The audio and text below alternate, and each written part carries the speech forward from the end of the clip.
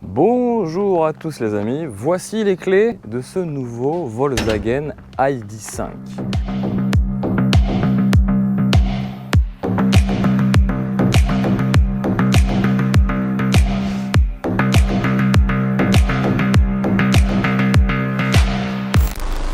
Alors, au sommaire de cette vidéo, on fera bien sûr le tour extérieur, les changements par rapport à Volkswagen ID.4.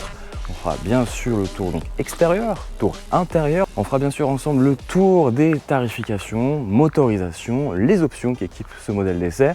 Et bien entendu, on fera le test des consommations, vérifiera si l'autonomie annoncée de 513 km est bien réelle. Allez, c'est parti les amis.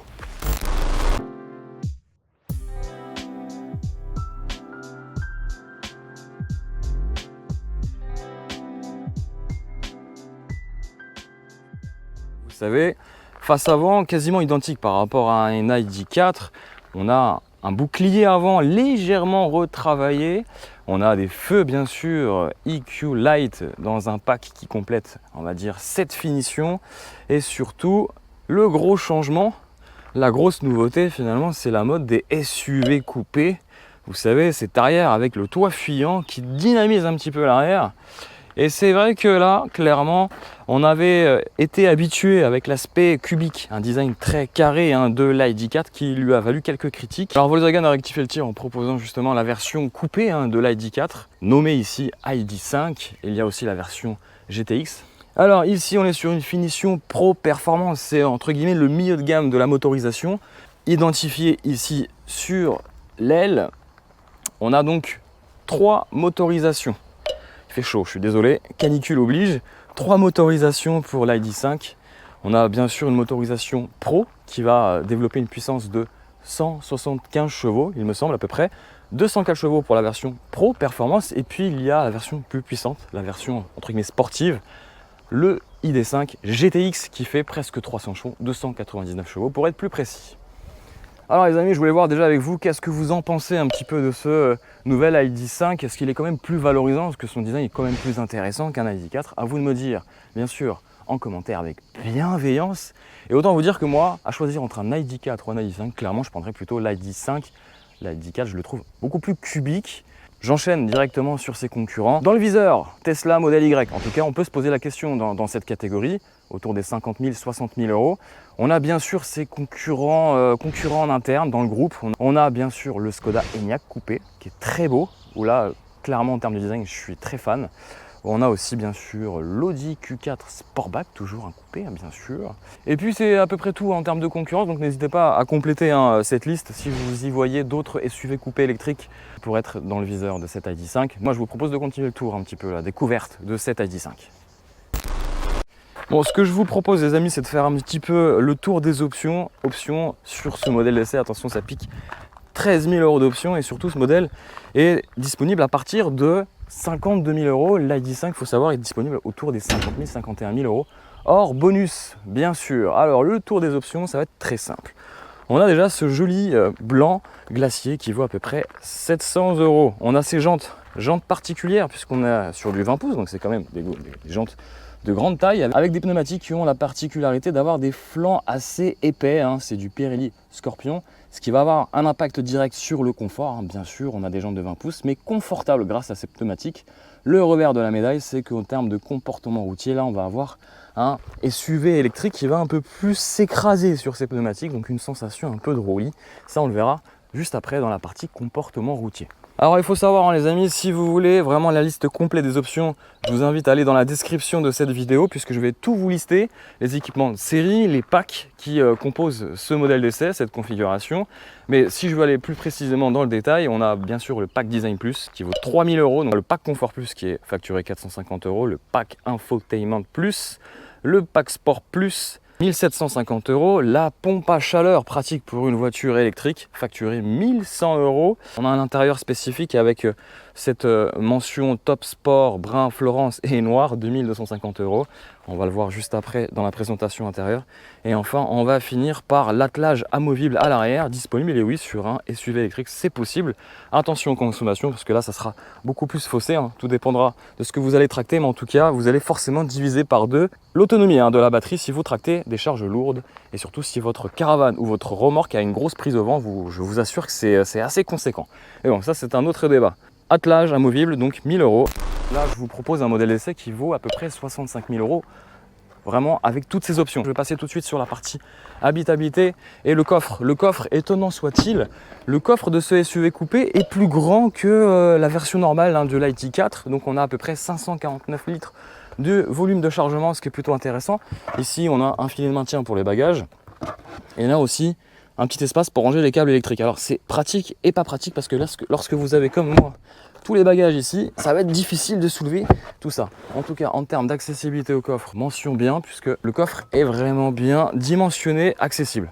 Ion électrique s'il vous plaît. Impact direct sur cette version coupée, on va gagner en CX, puisque cette ID5 est plus efficient qu'un ID4 en termes de pénétration dans l'air. On est à 0,26, donc c'est plutôt pas mal. Batterie de 77 kWh, puissance 204 chevaux, ça vous le savez.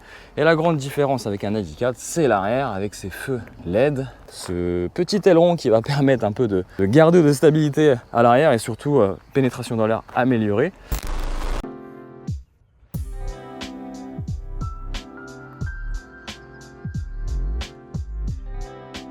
J'ai oublié de vous dire, mais il y a une grosse nouveauté sur cette ID5. La nouveauté, elle réside sur deux points. La partie hardware et software qui a été revue et corrigée entre guillemets pour avoir plus d'autonomie et surtout une consommation beaucoup plus basse. On me murmure dans l'oreille que les consommations seraient entre 1 voire 2 kWh en baisse. Et ça, c'est plutôt pas mal et non négligeable pour une voiture électrique.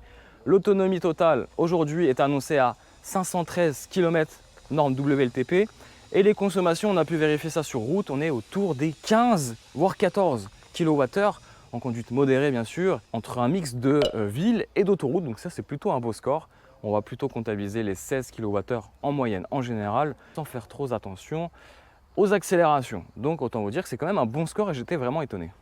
Vous le savez, comme sur toutes les électriques, c'est la même histoire. Non, tout ça pour vous dire que cette ID5 intègre du coup une mise à jour qui va avoir un impact sur plusieurs choses, aussi bien l'optimisation de l'autonomie, de l'efficience de la batterie, des consommations au quotidien et surtout, bien sûr, une nouvelle fonctionnalité qu'on verra ensemble après, c'est le Park Assist qui permettra finalement de mémoriser jusqu'à 5 parcours différents, donc pratique si vous voulez garer dans des endroits assez étroits de votre voiture sans abîmer les jantes et la carrosserie bien sûr.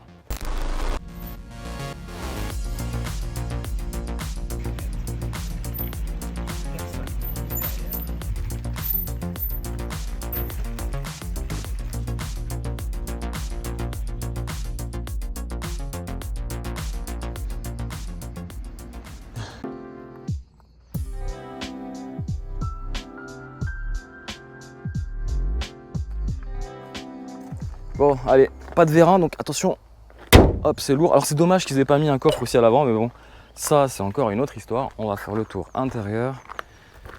Alors ça va être simple, l'intérieur il y a une configuration très spécifique, une configuration entre mix de noir, d'alcantara, de plastique laqué noir, de plastique,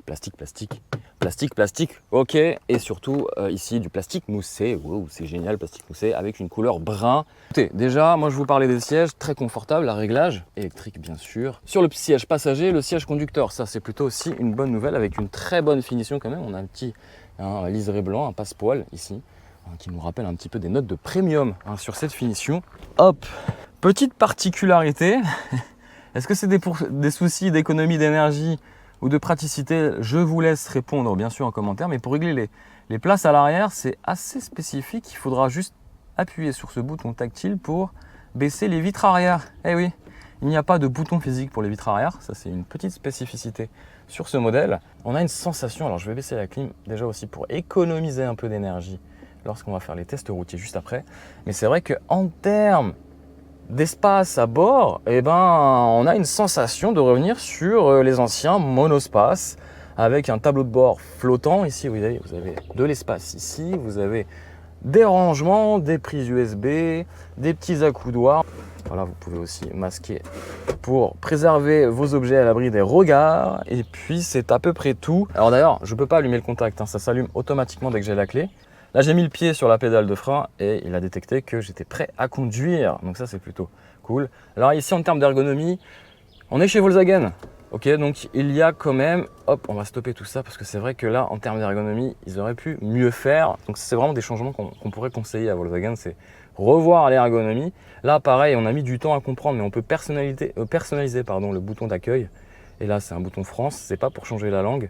Et c'est vrai qu'on aurait pu se faire avoir dès le départ, mais bon, ça, c'est, faut aller dans les paramètres des navigations, de paramétrage. Et ici, pareil, on aura la consommation uniquement sur cet écran. Pas sur celui-ci, ici on aura vraiment quelques points d'indication comme le pourcentage de la batterie. Là je suis quasiment à 100% et elle est à 447 km. Donc c'est vrai qu'entre ce qu'on avait annoncé à 513 km en norme WLTP et la réalité, il y a quand même un gros gap. Et ça tout dépendra de qui a conduit la voiture juste avant et quel type de conduite le conducteur a opéré sur ce véhicule. Ici plusieurs modes de conduite, le mode éco que je vous conseille fortement mais qui va un peu dégrader les relances. Le mode confort qui est un mode qui va convenir à toutes les situations au quotidien et le mode sport qui n'a strictement aucun intérêt dans ce genre de véhicule familial clairement. Et puis le mode individuel où vous allez pouvoir paramétrer comme d'habitude la direction, la réponse moteur, les assistants d'éclairage, la consommation sur la climatisation si vous voulez une climatisation réglée sur éco ou pas, bref. On a vraiment de quoi s'y perdre aussi à travers cette navigation, mais ça, il faudra un petit temps d'adaptation, ça c'est comme sur tous les véhicules. Très minimaliste hein, ce petit écran, là vous reconnaissez effectivement comme sur l'ID3, l'ID4 c'est le sélecteur de position de conduite, hein, marche arrière, neutre ou frein de parking, à ne pas confondre avec et oui. Les lave-glaces, eh oui, ça peut être confusant au début, on se fait avoir une fois, deux fois, trois fois, puis après on a compris que c'était bien ici. Vous voyez pas l'écran, l'affichage tête haute. On a aussi un espace d'écran à réalité augmentée qui est assez sympathique. On a aussi une nouvelle technologie sur cette ID5 qui fait partie des nouveautés, c'est le changement de voie assisté qui permettra de manière quasiment autonome, il faudra mettre la main sur le volant, parce qu'il y a un retour haptique, donc juste mettre la main sur le volant pour que le dépassement se fasse quasiment automatiquement, donc elle peut gérer toute seule tout cela grâce à de nouveaux capteurs présents qui ne sont pas présents sur l'ID4. Je crois que j'en ai terminé. Boîte à gants, voilà. Rangement, vide-poche, bref, il y a de la place à bord. J'espère que l'intérieur vous a plu. Regardez comment c'est lumineux. Ça, c'est vraiment super plaisant. Bon les amis, il fait très chaud, hein, plus de 40 degrés, mais c'est pas pour autant que je ne vais pas vous montrer l'arrière. À l'arrière, il s'agit quand même d'un SUV coupé, certes, mais familial avant tout. Ici, je vous parlais de la finition, finition avec du brun, du noir, plastique dur, oui, poignée, c'est pas de l'aluminium, c'est du plastique black, piano black, bref, vous connaissez l'histoire, mais il y a du plastique à l'intérieur, donc pour les fans de plastique dur, vous allez être servi. Bon, sellerie spécifique ici sur cette finition, on a une sellerie entre mix de simili-cuir et d'alcantara, confortable, hein, ça faut le souligner. Malheureusement, on ne pourra pas régler les sièges, ils ne sont pas coulissants. En revanche, l'avantage d'un SUV électrique, c'est que vous avez un plancher plat et vous avez une vraie 5e place que vous pourrez transformer en simple accoudoir pour mettre vos boissons préférées, chaudes ou froides, ça c'est vous qui voyez. Donc de l'espace à bord et regardez, démonstration, et c'est vrai qu'il y a de la place, presque dans mon salon, hein, vous savez, c'est vraiment impressionnant, l'espace devant les genoux, au-dessus de la tête, il y a vraiment un sentiment un petit peu à l'ancienne des anciens monospaces et ça fait du bien et c'est super pratique pour les voitures familiales et les enfants auront de la place pour jouer. Alors je ne sais pas si en option il y a les tablettes, mais moi ça me manque un peu, une tablette pour jouer ou amuser la galerie. Là on a des petits vides-poches intégrés au siège avant avec un petit trou pour voir qu'est-ce qui se passe ici ou bien sûr ici. Là vous avez bien sûr une vue plus détaillée de l'habitacle. Plutôt sympa. Et comme vous pouvez le voir, on a un excellent toit panoramique, c'est assez impressionnant. Mais vous avez aussi la possibilité de déployer un rideau qui se situe juste là. Il va se déployer si vous voulez vraiment masquer l'habitacle s'il fait trop chaud ou être à l'abri des rayons du soleil. Mais il n'est pas ouvrant et heureusement.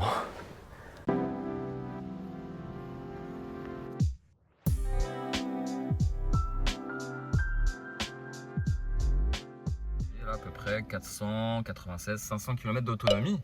Elle est presque chargée, on est à 98%. Donc imaginez que si elle est chargée à 100%, on dépasse les 500 km d'autonomie.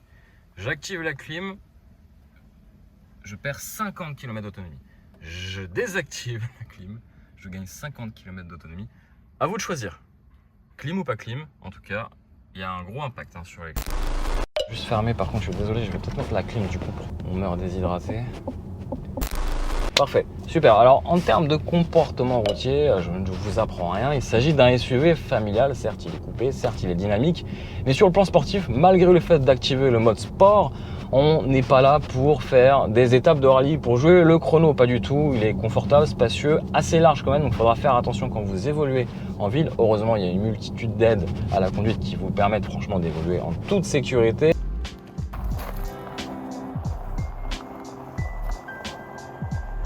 En termes de consommation et d'autonomie, alors surprise, moi j'ai été agréablement surpris puisque j'avais essayé il y a quelques mois de ça l'ID4 et c'est vrai qu'en termes d'autonomie on était assez mitigé sur le résultat.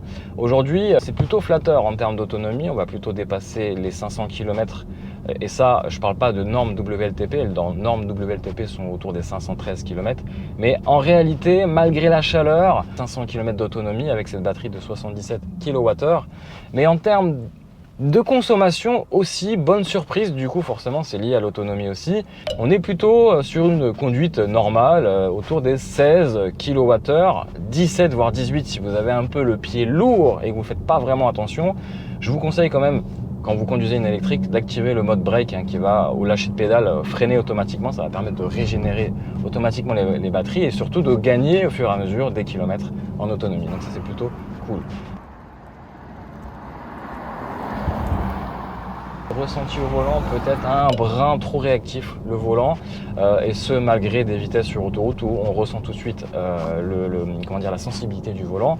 Malgré cela, on arrive à bien garder le cap sur autoroute. Bien entendu, si vous voulez aussi abaisser les consommations avec une électrique, il faudra quand même ralentir sur autoroute pour pouvoir bénéficier d'une autonomie convenable, surtout sur vos longs trajets.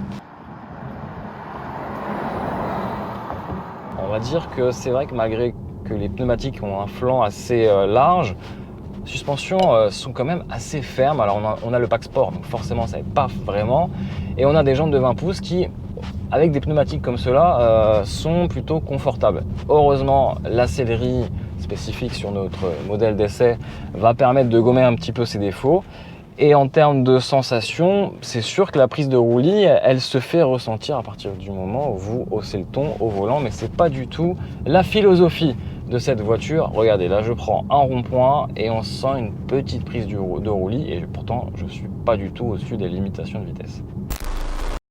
Bon les amis, j'espère que cet essai, cette présentation rapide de ce nouveau Volkswagen ID.5 vous a plu. Si c'est le cas, bien sûr, le petit pouce, la petite force, bien sûr, pour soutenir toutes nos vidéos sur la chaîne Vlog Cars Passion. Et puis bien entendu, si tu n'es pas abonné à notre chaîne, je t'invite clairement à t'abonner, en activant aussi la cloche des notifications. Et moi je vous dis à très vite pour de nombreuses aventures sur 2, 3, 4 roues, même 6 roues. Allez, ciao, bisous.